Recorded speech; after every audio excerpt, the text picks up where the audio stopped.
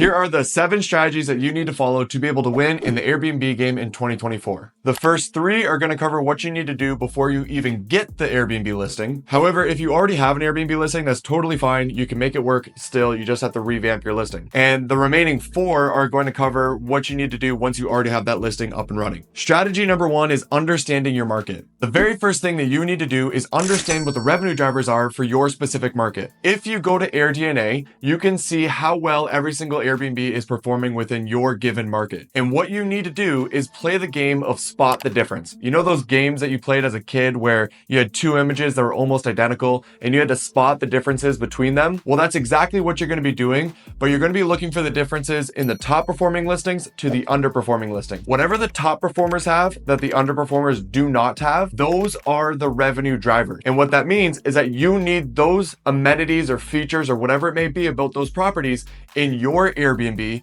to be one of the top performing listings. It is quite literally that simple. Now, you may be in a market that does not have a lot of good listings. And so what my strongest recommendation for this is to find another market that is similar to your market. Let's say you're in a mountain market, but it's a small mountain market. Find a more popular mountain market and then understand what the top performers are doing there that's allowing them to win. And then take those ideas, steal those, and bring them over to your smaller market where maybe there aren't as many competitive listings, and make your listing as competitive as if it was in that other market. And by doing so, you're going to have a one-of-one within your market, and that's going to allow you to outperform everybody within your market. Now, strategy number 2 is to hyper focus on your demographic and create an experience. The very first thing you need to do is figure out which demographic should you be focusing on in the first place. People will pay more for what I refer to as a experience premium. People want the Airbnb that they're going to be staying at to give them more than just a bedroom, a bathroom, a dining room, and a living room. And so then therefore, if you can create an experience while they're at your Airbnb, they're going to be willing to pay more. Think of when you go to Disney World. When you go there, they are quite literally bringing everything to life, right? Like Toy Story movie is brought to life in Toy Story World, and it feels like you're walking into your childhood. If you can somehow recreate an experience for these people in your Airbnb, you will get an experience premium. However, before you can even start creating an experience, you need to figure out which demographic is willing to pay the most to stay at your place. The way you can do this is you can research the top performing listings within your market, go to their reviews, and take a look at who's actually staying at their places, and try to actually keep track of how many groups of friends are staying in comparison to families, in comparison to weddings, or whatever that category might be, and try to see which group is showing up the most. And then that's how you know what your number 1 demographic is going to be for the market that you're in with the property type that you have. And then double down on that group. If you market to everybody, you market to nobody. And a bonus tip here, I personally would be hiring a designer to help bring that experience to life, because I personally am not an expert in creating an Airbnb and designed in a way that is going to make that experience amazing for that guest. And I want to bring in a designer who knows what they're doing like the back of their hand and knows how to use color psychology to be able to hit your guest demographic better than anybody else within your market. Strategy number 3 is to invest in amenities. You might have heard the term the amenities arms race. This is something that is showing up in Airbnb more and more. People are investing in amenities like they have never done before. And the reason being is because to have something better than your competition, you need to provide something more than just a bedroom, a bathroom, and a kitchen. And so then therefore, people are investing more and more into amenities that are going to give them that competitive edge. Now, this directly ties in with understanding your guest demographic, because if you understand that you should be hyper focused on a bachelorette group, then you would never invest in a jungle gym for your Airbnb. Understanding your guest demographic first is going to allow you to ensure that you're investing in the best possible amenities for your Airbnb. Now, not every amenity is made equal, and you have to understand your market and your demographic to understand what your must-have amenities are and your nice-to-have amenities are. There is a huge difference between these two. A must-have amenity is an amenity that every single person within that market that is a top performer has, right? As an example, one of the markets that we are in is a mountain market, and you would assume that a mountain market would need a hot tub and a fire pit. However, this market is a little bit different. And in this market, the top performers all have game rooms.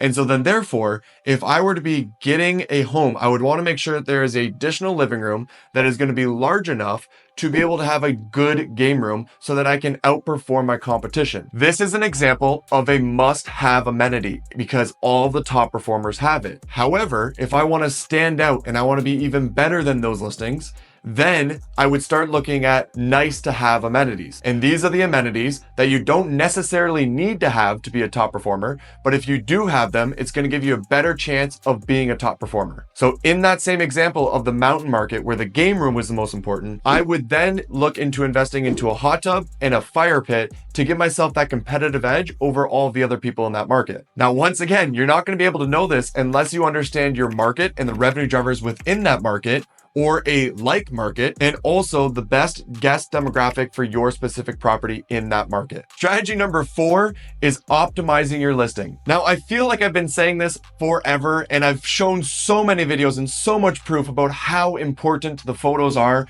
but some people still are not investing in photos, and I just don't understand it. Personally, I would fly somebody out to get an amazing photo shoot of my property because I know how much it drives revenue. Please, for the love of God, make sure you have amazing photos in your listing. Now, with that being said, there is one feature on this new Airbnb settings that I absolutely hate, and it is the categorization of all of your rooms within the Airbnb. That feature, that allows you to say, these are all the photos that are in the kitchen, and these are all the photos that are in the living room. That feature is killing the experience that your guests are having as they're looking through your listing. By now, you have probably heard how important it is to have the top 5 greatest photos of your Airbnb when somebody opens up your listing so they see these amazing 5 photos, right? So tell me, why, when you click into those photos, you would then organize the photos in a way that doesn't keep that same excitement going,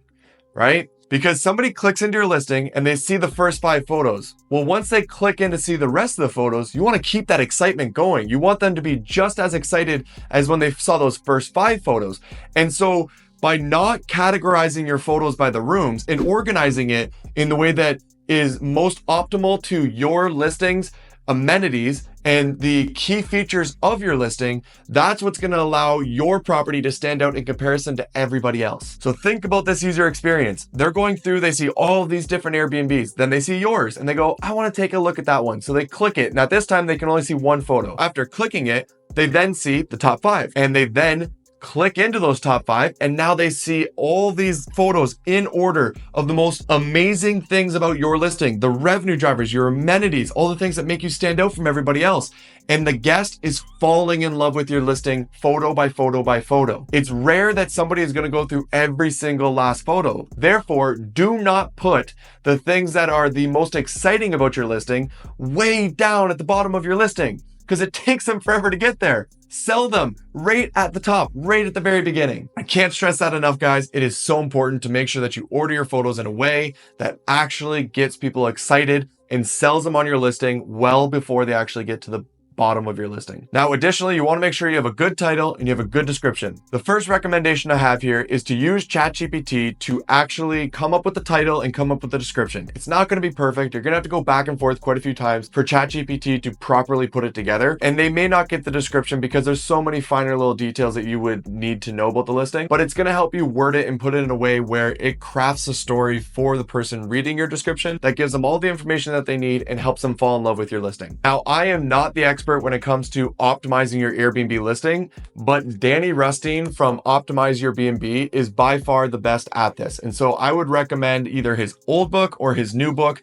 Either one of these is going to help you have one of the best possible listings. And if I were you, I'd also ask ChatGPT to learn everything about Danny and what he recommends when it comes to optimizing a listing and see what it spits out. Strategy number 5. This strategy is my hot take. It is what I truly believe at this point after seeing what I've seen. And strategy number 5 is to hire a professional to manage your nightly rates. Now you may be thinking to yourself, like, what do you mean? Just use Price Labs and, go through some of the courses that teach you how to use Price Labs and understand your competition, and maybe even use RankBreeze to be able to understand what your competition is pricing at. And then just simply figure it out for yourself and change the prices on a regular basis, right? That's, what 90, probably 9% of people are doing right now, is they've figured it out themselves and they're using Price Labs and they feel great and they feel good about it, right? However, with what I've seen from actual professionals who understand revenue management better than anyone I've ever met, the difference is incredible. The amount of understanding that they have for how to properly price a listing with the most optimal timing and ensuring that that home gets booked with the best possible occupancy has actually opened my eyes to the difference between an average revenue manager and a professional revenue manager. To give a quick example here, if you do not believe me, there are two properties that I know. There is one that is managed by a professional with a professional revenue manager, and it is making roughly $250,000 a year. Okay. Beautiful property, really well done. However, there is another property directly beside this one that is bigger and better. It is actually a nicer property. It's a brand new build. It's got this beautiful A-frame, and that property is making $180,000. There is a $70,000 difference between these two, and quite literally no real difference between the actual listings. They're both beautiful listings, and the bigger, better one should be making more money, but it's not. And I strongly believe that it's mainly due to the fact that one has a professional revenue manager and the other one does not. Now, as of right now, there are not a lot of professional revenue managers. And there's actually only one that I know personally that I would even want to recommend. And no, I'm not being paid any sort of affiliate fee to say this. I just genuinely believe that it's one of the best investments in the Airbnb game as of today. Check out strpricing.com. This is a professional revenue manager. He is not the revenue manager that I was specifically referring to in that story. However, he is a professional revenue manager that has done amazing numbers on his own properties, and I strongly believe it's one of the best investments you can make into your Airbnb. Let a professional take charge of the nightly rate. They understand what that nightly rate should be and when it should be the price that it should be to be able to get higher occupancy and higher nightly rate. I know that's probably not what you guys were thinking I was going to say, but I strongly believe that there is a huge difference between you who does this on the side and the other people who do it professionally. Now, strategy number 6 is going to be how to use social media and direct marketing to be able to drive more revenue for your listing. And I'm just going to start off by saying that I don't know this extremely well, but I have seen it start to work for quite a few different people. And I think that there are some people who are teaching how to actually do this really well. So at a minimum, I just want to kind of point you in the right direction so that you can learn more about this in case it makes sense for your Airbnb. The first company that I'm going to recommend is Boostly. If you do not know about Boostly, I strongly recommend that you at least look them up, learn a little bit more about them, check out their YouTube channel, and learn everything you can about getting direct bookings through your own website and how that will actually work. Now, personally, I believe this is really only going to work for people who have the very desirable listings, such as A-frames in the middle of the woods that are really beautiful, really well put together, and are these, once in a lifetime type Airbnbs that people get to stay at. If you have a regular suburban home that, really isn't different from anything else, I don't think it would be worth all the extra work of trying to post it on social media to get direct bookings. However, I'm okay with being wrong. Now, the other company I'm going to recommend is StayFi. I was actually just speaking at an event with the owner of StayFi, and I find his software to be very interesting. When somebody signs up for the Wi-Fi in your Airbnb, you capture their email. And so what this is allowing you to do is to have a very long email list of all the people who have actually stayed at your Airbnb. And then from there, what you can do is you can directly market to those people whenever you have orphan nights, or if you're trying to get it booked way out in advance. So imagine you find out that you have an orphan night about 3 months from now, and you want to try and get that property booked for that one night, and you're going to directly email everybody who has stayed at your listing, offering them a discount for that night in case they might want to stay there for whatever possible reason. Now, you may be thinking to yourself that this is a bunch of additional work that you would have to do to try and get bookings instead of just putting it up on Airbnb and VRBO and calling it a day. And you're right, it is, but I do believe that in 2024 and moving forward, the more that you can learn to market your own listing off of Airbnb is going to help you in the long run, even if you don't see direct returns now. And strategy number 7 is going to be to continuously learn and improve your property. Kind of a no-brainer at this point, right? To continue to learn from your property and try to make it better as your competition continues to try to make their listings better. You should be using rankbreeze.com to be able to figure out where you are ranking on Airbnb. Are you on the first page, the second page, the third page? And learn the little tips and tricks of what you can be doing to increase your ranking on Airbnb. This is something that you're gonna have to continue to do over and over again to learn how to stay on top of that first page. Now, additionally, I strongly recommend that with the profits that you're making from your Airbnb, and hopefully you're making profits, save a little bit on the side, not for reserves for the actual property, but for reserves to make yourself competitive in the long run. As Airbnb continues to mature, more and more people are going to be adding better listings with more amenities that are more hyper-focused and creating better experiences. And so as time goes on, you're going to want to be able to continue to compete with these people. And by putting a little bit of those reserves off to the side to be able to take advantage of that, it's going to help you with your Airbnb. It's going to ensure that your property is going to cash flow for not only just this year or next year, but in 5 years from now. And keep on top of your competition, keep looking at all the new listings that are showing up, and keep learning from the top markets where they have some of the best listings out there. Learn what these people are doing that's allowing them to be top performers. And additionally, subscribe to the channel so you can continue to learn more tips and tricks about how to win in the Airbnb game. And if you haven't already, I strongly recommend that you sign up for the Bianchi method, which is a 40-hour-long course teaching you every single last thing about Airbnb data.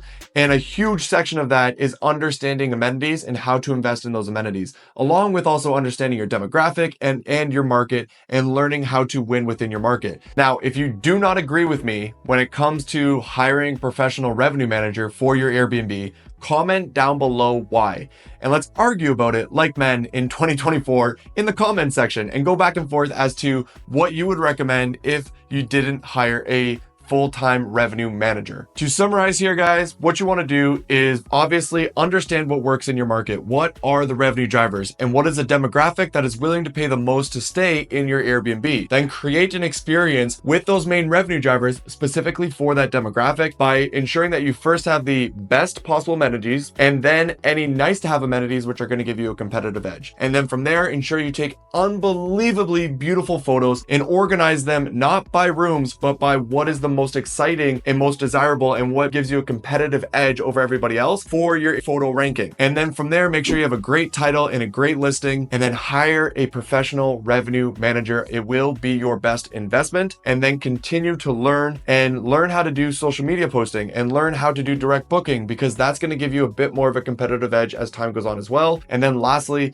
ensure that you are continuously learning while keeping a little bit of reserves to the side and trying to figure out how you can continue to beat your competition and stay in that top 1% for years to come. All right, guys, I hope you would enjoy this. Please, once again, like and subscribe and comment down below if you disagree with anything that I'm saying or if I missed anything. And if you want me to make some additional videos on whatever topics that you find the most interesting, comment those topics down below and I'll see if I can make them in the next videos to come. Have a great day, guys.